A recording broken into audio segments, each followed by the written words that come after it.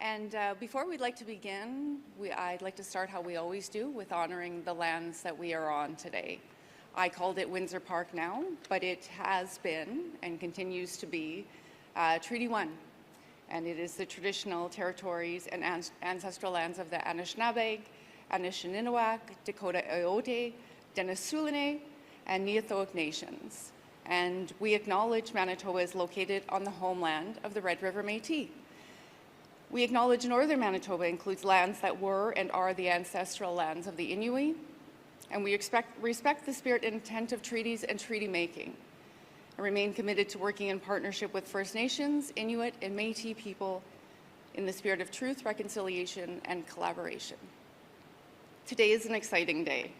We're here to discuss important new reforms to Canada's bail reform and sentencing laws. Changes designed to make this community and every community safer and to better protect the people who work every day in this place and in many other places across the province to keep us safe.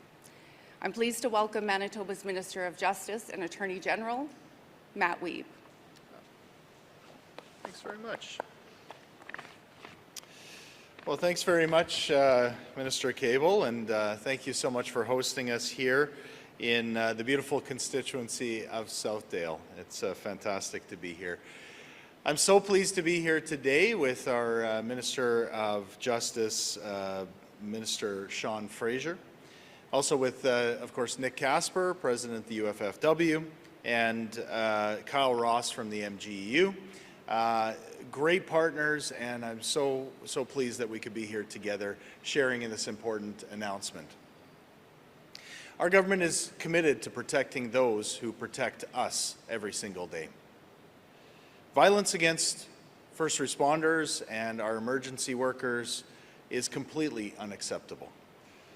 That's why we're so pleased to be here today to join with the federal government and to join with them in celebrating this important announcement.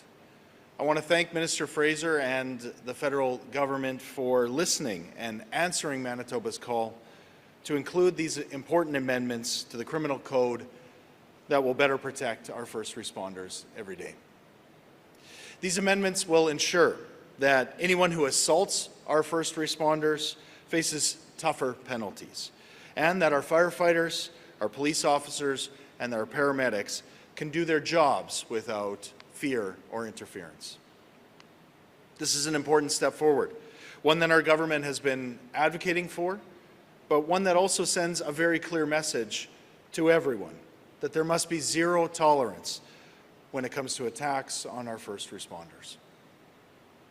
First responders are the ones who run towards the danger when most of us would choose to run away. Given the stress and trauma that they deal with every single day, it's important to ensure that we're doing our part to protect not only their physical but also their mental health. I know my colleague, Minister Marcelino, is reviewing the psychological injury coverage for workers' compensation to see how we can better support those who work on the front lines. And of course, we've hired an additional 3 mental health workers who are working solely with our first responders to ensure that they have the supports that they need. At the end of the day, I want to thank our first responders for the incredible work that they do, for stepping up and protecting our city and our province every single day. And I want you to know that we have your back. This new bail reform legislation is an important step forward for the safety for all of us here in the province. And we're pleased to see that some of the areas that Manitoba has advocated for have now been included in this legislation. Not just the supports for the first responders we're talking about, but also the expansion of reverse onus and harsher penalties for retail crimes. But we know that this bill can only be impactful if we have the additional resources when it comes to law enforcement. That's why our government has stepped up, and we're putting more money than ever towards law enforcement and first responders. It's also critical that this legislation be paired with a concerted effort from the federal government to staff up our RCMP positions here in Manitoba and across the West. Our province has been happy to offer funding for specific RCMP units like additional operational supports, but we need the bodies now to fill these positions. So I look forward to working with our Manitoba first responders alongside the federal government to implement these changes and make a real difference in public safety for all of us. I also look forward to continuing our work with Minister Fraser as we look to staff up Manitoba's law enforcement. Finally, I just want to say that as we move forward, let's be clear. This is an important step, but it can't be the last one. Manitoba will continue to push for stronger protections and safer workplaces for those who risk everything to keep all of us safe. Because it's those who are protecting us. It's not just good policy, but it's also our responsibility and our commitment as the province of Manitoba. Thank you. Merci. Miigwech.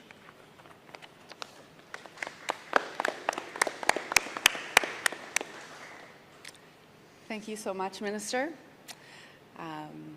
Everyone deserves to feel safe at home, at work, and every person deserves to come home safe from work. I want to invite His Worship Scott Gillingham up to offer some words from the city. Thank you, Minister Cable, and it's great to be with everyone today. Thank you so much, Minister Fraser, for being here and for your leadership on these changes in the legislation, changes that many of us have been calling for quite some time.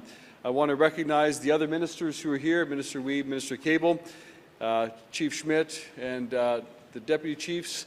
Captain, thank you and your crew for allowing us to be here.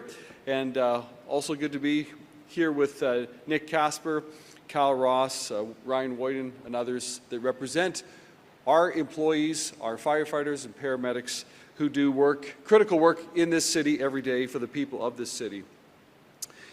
Like Minister Wiebe said, I want to recognize Minister Fraser and the federal government for their recent announcement on bail and sentencing reform, very critical legislation that many of us have been calling for quite some time. I know police and fire chiefs across this nation, unions across Canada, mayors certainly, premiers, have been calling on the federal government to bring forward changes to better protect our communities and put public safety at the fore of our justice system. And I believe the changes that have been brought forward by Minister Fraser will do just that. I was at the at the Justice Committee at the House of Commons last week to make the case for the need for these changes, and so very pleased to see when they were announced. I appreciate that the federal government is listening, and I appreciate the partnerships. Levels of government don't always get along, but I think what you see right here is the federal minister, the provincial ministers, the city of Winnipeg, all working in tandem to find a way to better serve the people that we respectively represent. Today's announcement builds on that progress.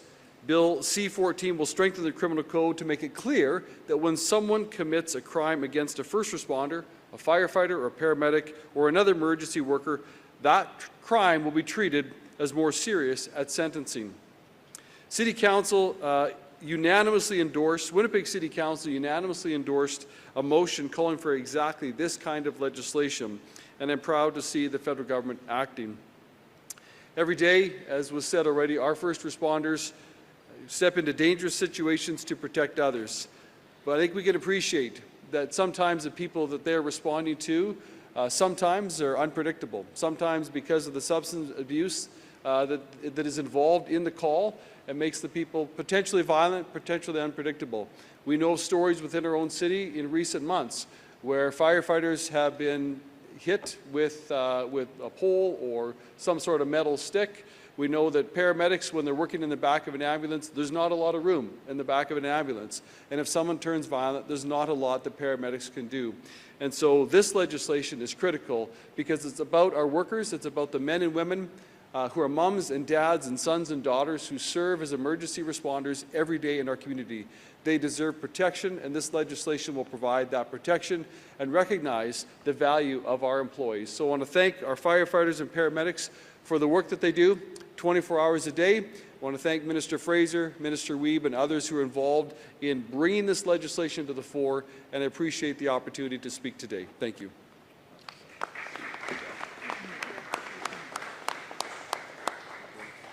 Thank you, Mayor Gillingham. And thank you for recognizing the importance of relationships and working together. We can't do the big things alone, so it is my pleasure to introduce Nick Kasper, who is the President of United Firefighters of Winnipeg, and I want to extend my thank you for your service and for the service of all of the members that are on the front lines every day.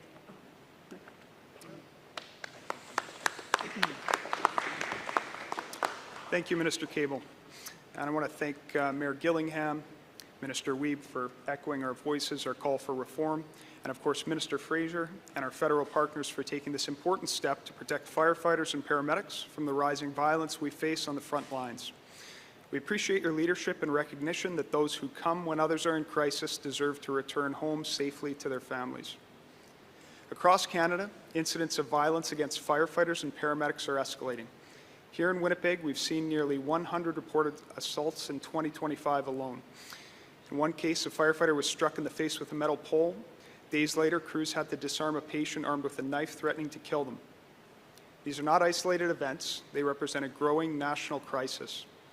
UFFW has called on Parliament to amend the criminal code to elevate first responders to a protected class, which would act as a deterrent and send a clear message. An attack on those who protect the public is an attack on public safety itself.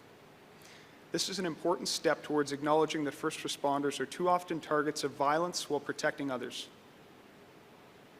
It recognizes the reality that our members confront unpredictable, volatile situations every day. We stand ready to work with all parties of provincial and federal government, supporting legislation such as this that provides meaningful protection for firefighters, paramedics, and the communities we serve. Every emergency call should end with everyone, including first responders, returning home safely. Thank you.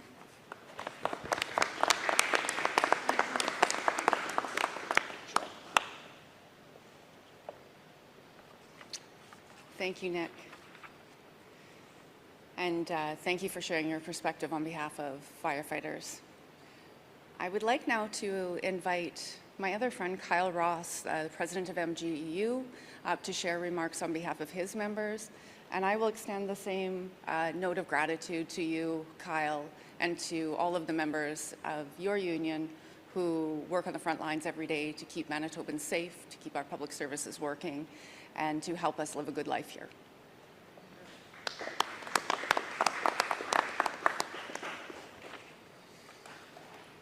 Thank you, Minister Cable. My name is Kyle Ross. I'm the president of the MGU. We represent paramedics in this city. We work hard every day, showing up for Winnipeggers in the moments of greatest need.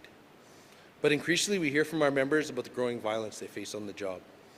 Earlier this year, we surveyed our members, and the results were troubling. 93% of our workers said they're exposed to violence while they work. And nearly a quarter told us that they face violence on the job every day. Paramedics are there when people are at their most vulnerable, in crisis and in need. It's difficult work, even under the best circumstances. But when you add the constant threat of unpredictable violence, the toll on their mental health and well-being adds up. The changes to the criminal code are an important step in recognizing the dangers paramedics face every day. While it won't stop an incident from happening, these changes send a message that first responders and the work they do and the risks they take matter. I'd like to say thank you to federal and provincial governments for recognizing the violence that these workers face. And I'd like to thank Nick and the UFFW for being partners in this call for change. We both know how important it is and appreciate that you are taking this very seriously. And we also know there's much more work to do in this file. I look forward to working with everyone here, continue to look forward to ensure that workers in Manitoba are safe and get the supports they need while they're working. Thank you.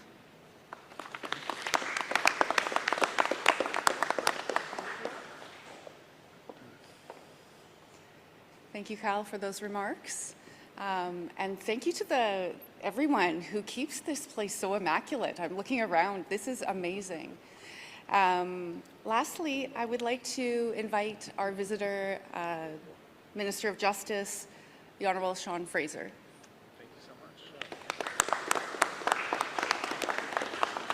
Look, hello and welcome everybody. I want to just first say thank you to Minister Cable for hosting us here in her constituency.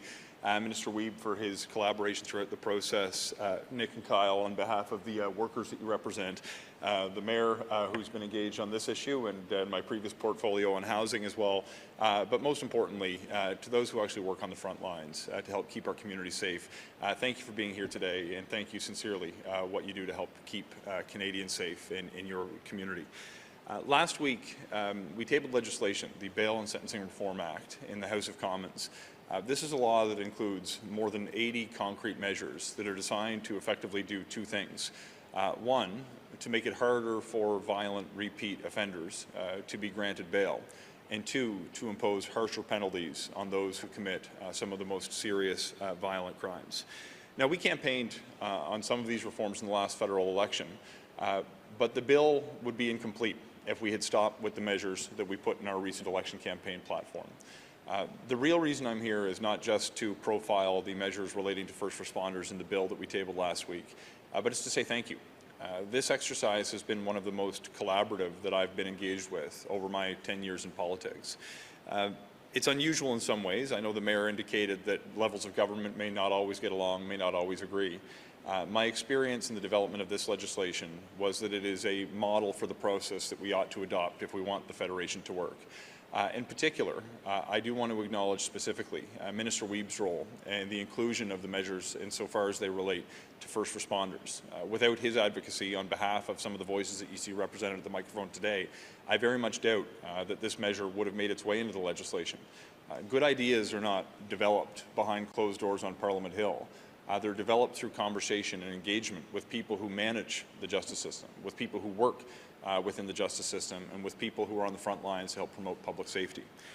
In particular, I want to point out that we've had not only exchanges of letters in my early days welcoming me to the portfolio, but meaningful and substantive conversations where I got to understand from Minister Wiebe's perspective just how important it is to offer protection to first responders through the criminal code. The reality is, when I took the idea that he initially shared with me to other jurisdictions across the country, and when I talked to first responders within my own community, it was painfully obvious that we needed to take action. If we're going to count on people to keep our community safe, the very least we can do is to ensure that the law returns the favor. People who are subjected to assaults when they're trying to save lives, when they're trying to fight fires, do not deserve to be seeing people who may assault them treated with impunity by the criminal justice system. It's not just the province of Manitoba, rather, that helped inform this legislation, but provinces right across the country, regardless of party, regardless of region, have all come together to share their ideas to improve the quality of the legislation that we've put forward to help enhance public safety. In addition to the role that provinces have played, cities across Canada have come together to inform the work of the bill, including Mayor Gillingham, who spoke with me a number of times, as recently as Saturday this weekend past, to discuss the importance of this particular legislation. It's important that when we look at the offences that we treat as most serious, with aggravating factors behind them in the criminal code, that we understand some crimes have an impact that reverberates beyond the immediate victim. When we have crimes that are committed against first responders, it diminishes the ability for us to have faith in the ability of those workers on the front line to keep our community safe. It's difficult to recruit people into professions where they may face violence at work, yet we nevertheless have brave Canadians who step up to serve their communities to enhance the public safety that the rest of us get to enjoy.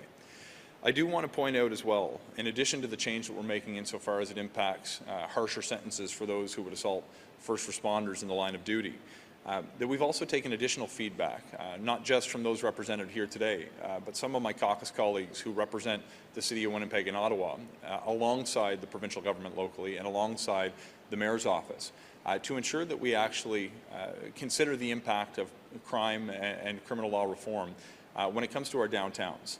I have heard repeatedly the frustrations from people who represent communities with vibrant downtown areas, how challenging it can be when you see a small number of individuals who are disproportionately responsible for the vast majority of offences that may be committed in a given city. Winnipeg is a perfect example of how we can adjust the law to address this phenomenon.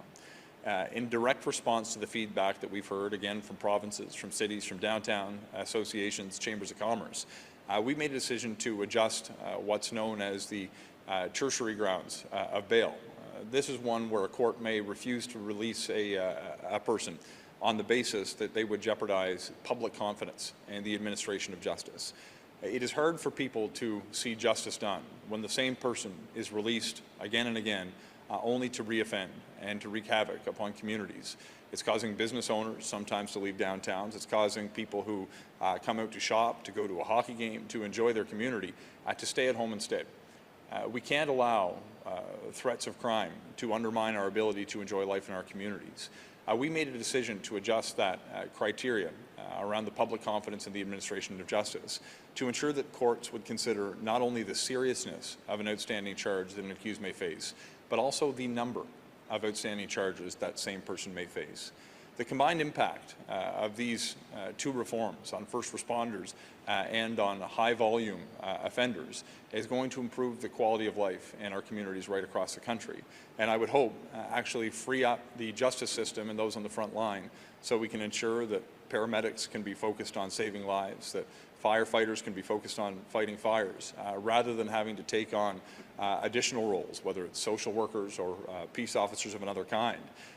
It's essential that we ensure the law reflect the reality that Canadians have come to appreciate in their communities so they can see that justice is done and feel safe in their communities.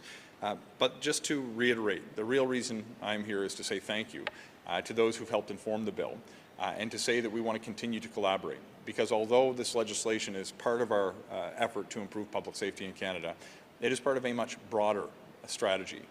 The first pillar of this strategy is to adopt stronger laws to promote safer communities. It includes the legislation combating hate we tabled in the House of Commons earlier this fall, the reforms to the bail and sentencing regime that exists in Canada, and additional legislation that will come forward this fall on the subject of intimate partner violence, sexual offences, the role of victims in the criminal justice process, as well as delays in the justice system.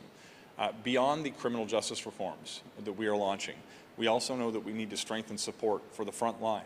In areas of federal jurisdiction, that means 1,000 new RCMP personnel, 1,000 new officers at the borders to stifle the flow of illegal guns and drugs into Canada. But if we're going to solve this problem in the long term, we also need to make those upstream investments in affordable housing, supportive housing, and mental health and addictions, and importantly programs that will target at-risk youth to ensure that we prevent crime before it happens, not just punish it after it's taken place. We're going to continue to collaborate with different levels of government, with different political parties, and with people who know what they're talking about because they live and breathe the systems that we rely on to promote public safety every day. I want to end with the way I began, by simply saying thank you to Minister Wiebe, to Mayor Gillingham, to my caucus colleagues who represent this city in Ottawa, and to everyone else who has informed the bill and protects our communities every day. Thank you so much. I'm very happy to take what questions you may have.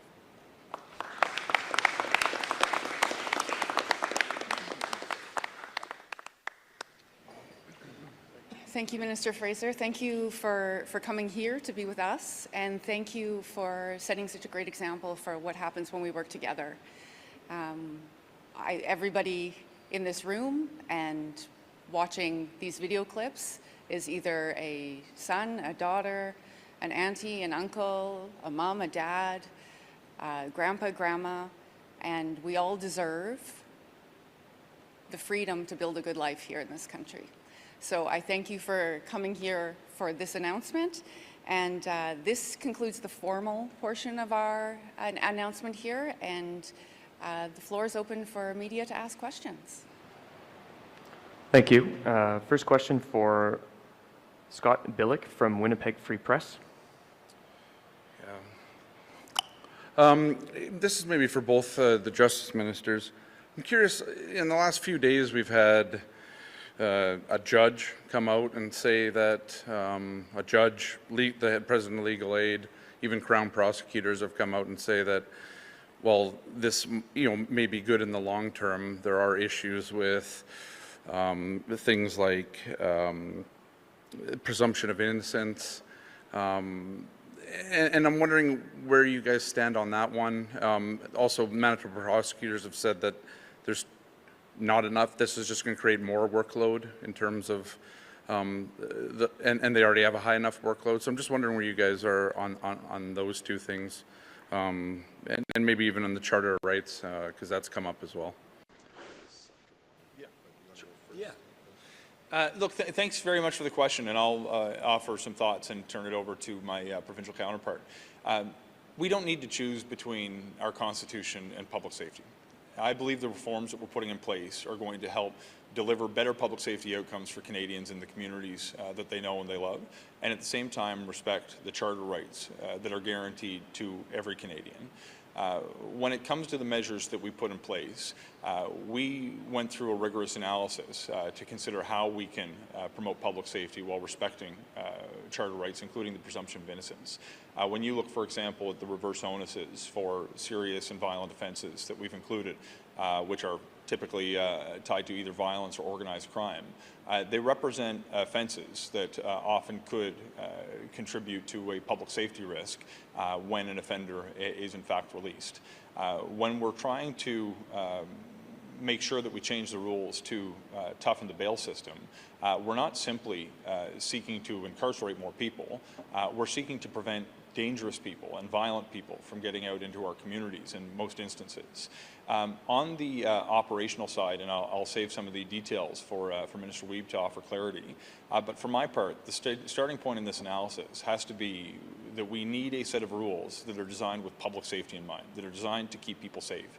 If we extend the logic behind the question to its natural conclusion, you would end up saying, as a result of the need to free up capacity of the system, we should weaken the laws that pertain to bail and sentencing, and I don't think that's the correct approach.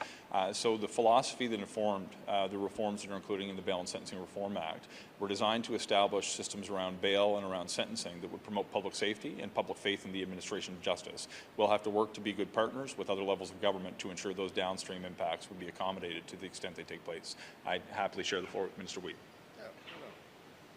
Thanks, Sean. Yeah, you know, this is going to require more resources, and that's why our government has already started that work.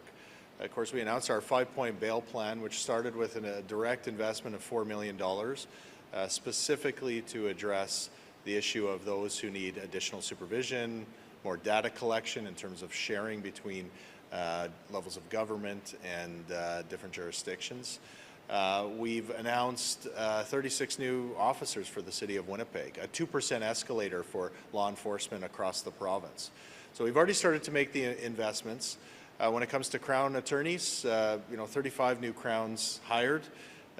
We gave them a substantial pay increase as part of a new agreement that was signed under our government. Of course, the previous government never wanted to get to the table and get that deal done. And we brought the vacancy rate around the support staff, court clerks, down significantly. When it comes to corrections, we're building new capacity. Former government cut 2 jails in our province, and we're building the Dauphin Centre for Justice. So in each of these areas, our government has already started the work to invest, to build up the system and build up capacity. What you're hearing today is that we now have a federal government partner who is willing to make the changes necessary to ensure that we have the right laws in place, that we have the right standards in place when it comes to bail, that we have the right protections for those who are out on our front lines. And we're going to do our part. We've always been very clear about that. That's why we have our commitment on our 5-point bail plan, and we're going to see that through. And we're pleased that we now have a federal partner that's seeing that good work and partnering with us to build on that success. Thank you. Next question for Vasilios Bellos from Global News.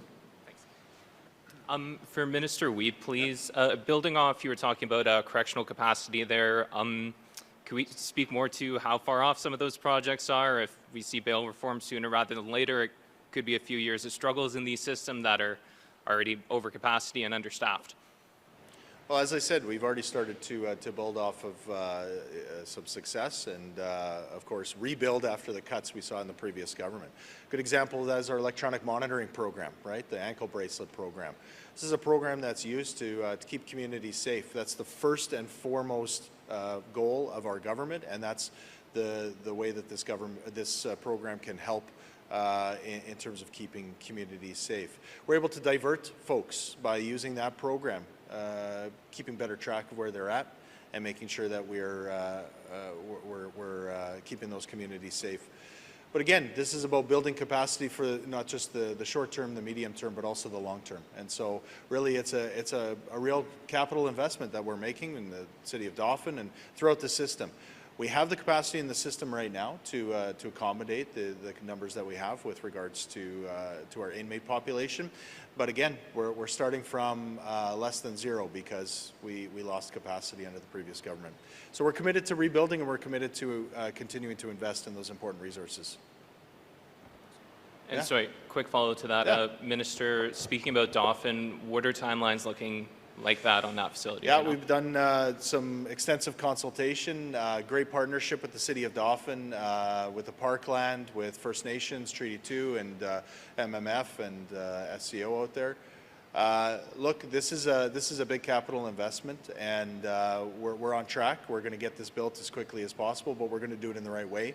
And through those consultations, we've learned that we need to ensure that we have a holistic set of solutions. As you've heard many times, this is about getting not just at being tough on crime, but getting at those root causes as well. That's what the Dauphin Centre for Justice is going to allow us to do. Yeah. Alex Karpa for CTV National News.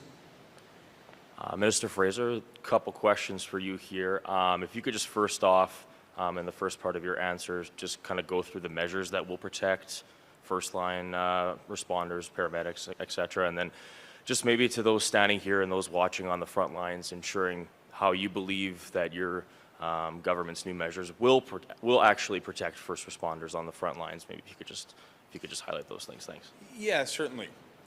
So there's a number of different things that this legislation does more broadly.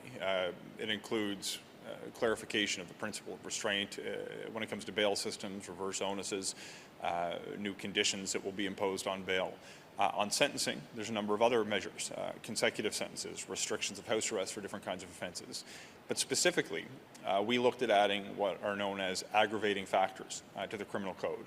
And what that means is that for certain kinds of crimes, the legislation would direct the courts to consider them as more serious, to ensure that there is a deterrent effect and that punishment follows serious crimes that we deem to be worthy of having these aggravating factors.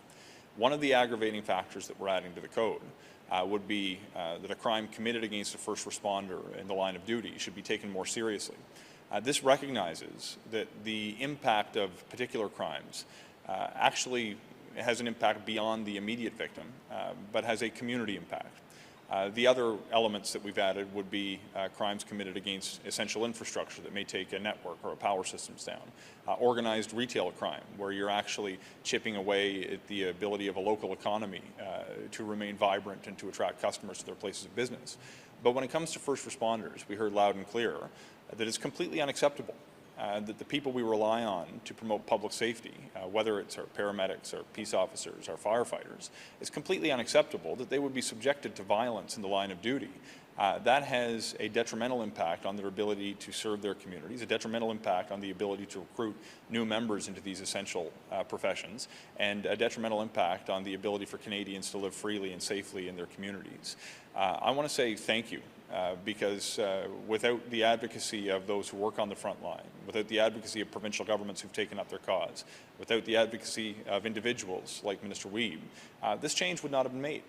We know that this is only part of the supports that we need to put in place for first responders, whether it's additional supports to deal with the enormous burden of mental health, PTSD, and operational stress injuries they face, investments by different levels of government to ensure that they're properly resourced, including the facilities like the ones we find ourselves in today, which was partially funded by the federal government.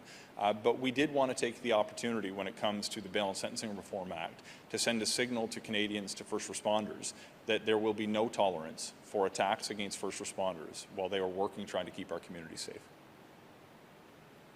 Thank you. Mitchell Ringos from City News, Winnipeg.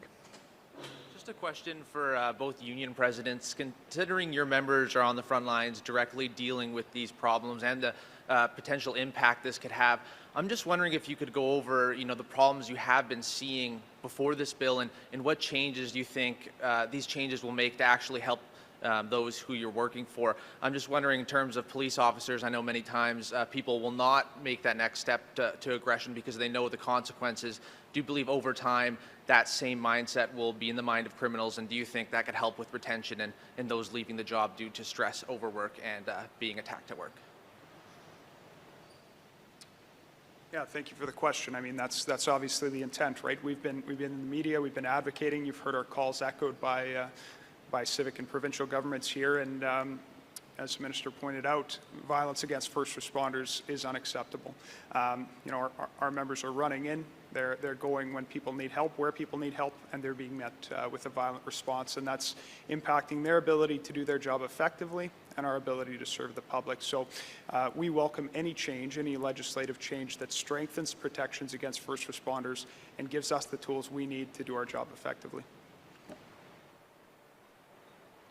Thank you. That concludes today's event. I didn't hear what you said. Yes, we believe this will help make it safer for workers, but the unfortunate part of this, when you bring legislation like this, it means a worker's been injured when you're actually actioning this charge. So we have to work on prevention from our perspective. We know paramedics, they told us, we surveyed them, they face 25% of them said they face just under 25% said they face violence on the job daily. So this is a major problem for workers. Everybody should be able to go home safely to their workforce, to their families at the end of the day, and this will be a step in that right direction, but we also need some investment in prevention if we really want to have these workers be protected in their workplace. We would love to see more focus on prevention as well. Just on that, can you both explain what prevention would look like? I mean, what we're talking about today is fairly reactive in terms of it. Maybe over time it would be preventative, but what would be preventative measures now instead of whenever? I would say that's a pretty big question. It's a societal issue, but I appreciate the question. I think part of it is awareness when this comes out is a part of it, but also it's just the people that are doing these things. This bail reform, all these things should help, but workers need time to recover from these things when these things happen. Right now we have workers off the job. We have many injured paramedics right now, which is causing them to be short-staffed. And if we can find ways to keep them on the job, that'll help Winnipeggers. And right now, our workers, they're being injured all the time. So we really have to find a way to keep them on the job. And with that, just some of the prevention work is giving them time to heal for our workers so we can have a vital system that protects Winnipeggers. Thanks, everyone. Thank you. Appreciate it, everyone. Perfect. Yeah, thank you.